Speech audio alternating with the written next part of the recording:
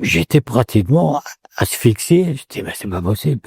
Qu'est-ce qu'il m'a fait? Claude Cuny, il vous a, Ah, ben celui-là, vous a alpagué. celui-là, il m'a fait un coup aussi. Par contre, il était révolté par l'affaire comme elle s'était passée. Encore pire que moi. Il dit, mais c'est pas possible, ce qu'ils t'ont fait, ces salopards-là. Comme ça, il parlait comme ça. Tu viens à Nancy avec moi. Je dis, Claude, non, c'est avec toi. Non, écoute, laisse-moi réfléchir et laisse-moi récupérer. C'est bien. Foot, pour l'instant, je le mets de côté.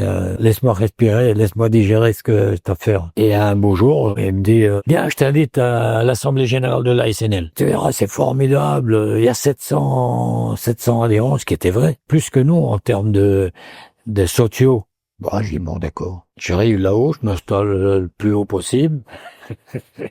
Dans la mesure où j'étais pas forcément Bienvenue, ouais, vous étiez en terre ennemi, quand même, au moins pour pas dire l'ennemi, j'étais au moins l'adversaire d'avant-hier, quoi. Et à un moment donné, dans son exposé et tout, etc., on a besoin de progresser dans les domaines professionnels et tout, il fait tout sur la liste. J'ai décidé d'incorporer 2 personnes qui peuvent beaucoup apporter à la SNL, etc., etc. Patrice Vic et Carl Moyari.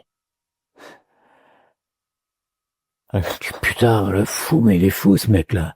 Le coup de Trafalgar, un peu. J'étais pratiquement asphyxié. Je dis, mais c'est pas possible. Qu'est-ce qu'il m'a fait? Je m'attendais à tout de lui, mais pas ça. Je dis, viens, tu verras, c'est sympa et tout. Il a même pas demandé l'élection. Il m'a dit, coopté avec Patrice Vic. Bah, qu'est-ce que je peux faire? Je peux pas me lever devant les 700 personnes. Tout le monde a applaudi. Je pouvais pas me lever pour dire, je suis pas d'accord. Bon, tu te laisses passer, puis on verra bien. Premier comité directeur à Nancy, un lundi soir, 20h, forêt de haie. J'arrive là-haut. Déjà, j'ai du mal à trouver ma place parce que c'est pas facile, hein. Même si vous êtes très copain avec Claude, les autres, c'est pas forcément évident, hein. Ils m'ont pas tous sauté au cou, quand même. Ouais. Tout le monde était un peu gêné dans l'affaire-là. Autant que moi, il y avait Claude qui était bien, lui.